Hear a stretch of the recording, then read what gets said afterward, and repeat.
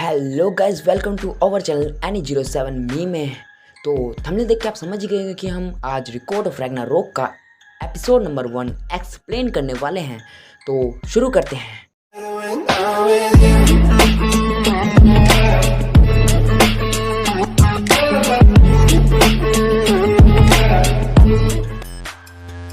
Video start करने से पहले मैं आपसे कहना चाहता हूँ, अगर मैं किसी का नाम गलत लूँ तो मुझे माफ़ करना, और आप कमेंट बॉक्स में भी बता सकते हैं कि मैंने किस किस का नाम गलत लिया। मैं नेक्स्ट टाइम से ध्यान रखूँगा।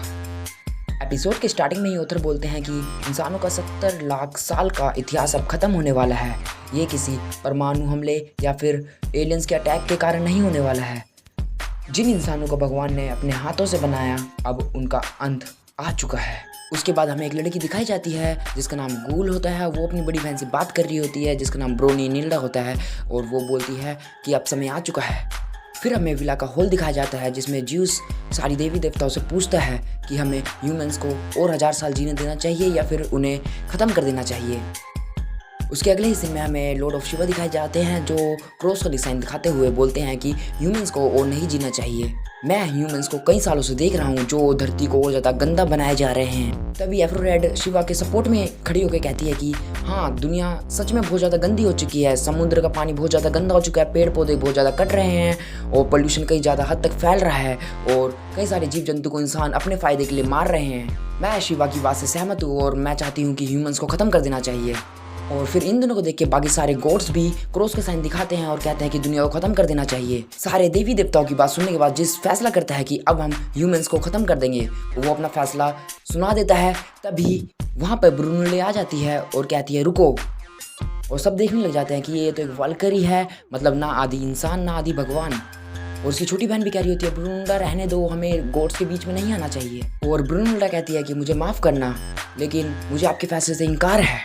तभी ओडिन की साइड से एक आवाज़ आती है। ओडिन के 2 कौवे बोल रहे होते हैं, तू तो चुप हो जा वेलकरी कहीं की, तू ना आदि इंसान है ना आदि भगवान।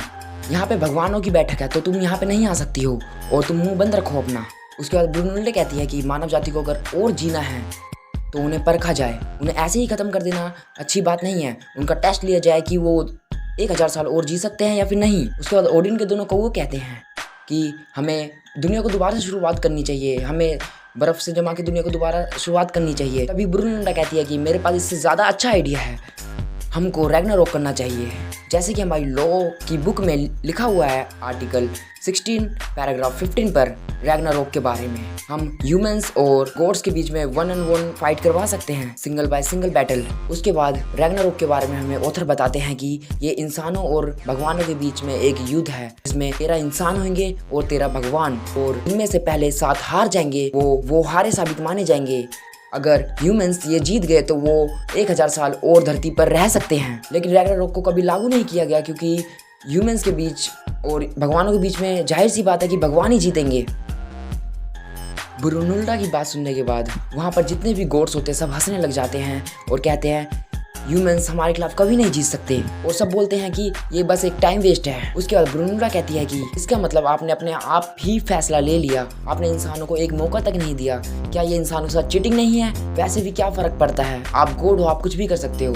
चलो मैंने आपकी बातें अनसुनी करी, शायद आप इंसानों से डर गए, आप इसलिए लड़ना नहीं चाहते उनसे। कोई बात नहीं, मैंने कुछ नहीं सुना और मैं अपनी बातें वापस लेती हूँ और मैं यहाँ से जाती हूँ। उसके बाद उसकी छोटी बहन कहती है कि तुम तो चुप हो जाओ वरना तुम इंसानों से पहले मारी जाओगी। उनकी ये बातें सुनने के बाद भगवान थोड़ा गुस्सा हो जाते हैं। फिर ब्रूनोल्डा कहती है मन में कि मुझे पता था भगवान को गुस्सा दिलाना इंसानों से काफ़ी ज़्यादा आसान है। फिर वहाँ जीउस हंसते हुए कहता है कि रैग्नारोक अच्छी बात है, हम अब रैग्नारोक करेंगे, अब तुम्हें भगवानों की असली शक्ति का पता चलेगा। उसके बाद जीउस रैग्नारोक की शुरुआत कर देता है। फिर जीउस ब्रूनोल्डा को कहता है कि तुम उन सारे इंसानों को चुनोगी जो हमसे लड़ेंगे, और वो कहता है कि तुम खुद को भी चुन सकती हो क्योंकि तुम आदि इंसान हो आदि भगवान हो, तो तुम भी आगे हमसे लड़ सकती हो। उसके बाद ब्रूनोल्डा कहती है कि मैं ढूंढ लूँगी दुनिया के सबसे शक्तिशाली 13 लोगों को। उसके बाद हमें वॉर अरीना दिखाया जाता है जहाँ पे युद्ध स्टार्ट होने वाला होता है। वहाँ पे सारे गॉड्स होते हैं और सारे इंसान्स भी होते हैं जो एक साइड बैठे होते हैं और गॉड्स एक साइड बैठे होते हैं और वॉर का इंतज़ार कर रहे होते हैं सभी। वहाँ पे हेमदल होता है यानी कि रेफरी, जो कि सभी को बोलता है कि मैच बस शुरू होने वाला है, सबके अंदर जोश जगाता है और एक मोटिवेशनल स्पीक करता है सभी के लिए। उसके बाद हेमदल सबको मैच के नियम बताता है। मैच का नियम बस एक ही होता है, अगर तुमने जिसको पहले मार दिया वो जीत गया और ये वॉर खाली मौत पे ही खत्म होगी। उसके बाद वो गॉड की एंट्री करने वाला होता है, तभी वो बोलता है कि ये गॉड की लड़ाई हम सब देखने के लिए बड़ी दिनों से बेचैन थे। नॉर्स का सबसे शक्तिशाली गॉड थॉर, जो अपने एक ही हमले में पूरा देश तबाह कर सकता है। तो स्वागत कीजिए थॉर का। उसके बाद सीन चेंज होता है और हमें गोल्ड को दिखाया जाता है और गोल्ड डर जाती है। वो ब्रूनहुल्डा से कहती है कि थॉर बिजली का बादशाह है, हम उससे कैसे जीत पाएंगे। उसके बाद ब्रूनहुल्डा कहती है तुम भी भगवानों की तरह यही सोचती हो कि इंसान कभी भी भगवान से नहीं जीत सकता, और मेरे को पता है मैंने जिस योद्धा को चुना है वो थॉर को हरा देगा, क्योंकि वो 3 किंगडम का सबसे ताकतवर योद्धा है। उसके बाद सीन चेंज होता है और हमारा रेफरी कहता है कि जो हमारे थॉर बिजली के देवता से लड़ने आ रहे हैं वो हैं। उसके बाद चाइनीज ड्रम्स बजने लग जाते हैं। उसके बाद 3 किंगडम का सबसे ज्यादा ताकतवर योद्धा आता है एक घोड़े पर, और आते आते ही वो अपने सारे कपड़े फाड़ देता है और उसके 6 पैक ऐप दिखने लग जाते हैं, और उनका नाम होता है लू बू, जो कि 3 किंगडम का सबसे ताकतवर योद्धा है।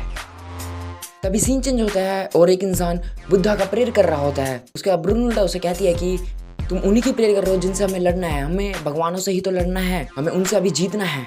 उसके बाद हमारा रेफरी बोलता है कि रैग्नारोक में बहुत ज्यादा मजे आने वाले हैं। एक तरफ है बिजली का देवता थॉर, तो दूसरी तरफ है दुनिया का सबसे ताकतवर इंसान लू बू। उसके बाद थॉर की साइड से एक लड़का बोलता है कि थॉर उसे एक ही शॉट में हरा दो। उसके बाद ह्यूमन की साइड से एक लड़का बोलता है कि लू बू उस थॉर को हरा दो एक ही फटके में। वो अपनी वाइन खत्म करता है और बोलता है इतिहास में पहली बार एक इंसान किसी भगवान को हराएगा।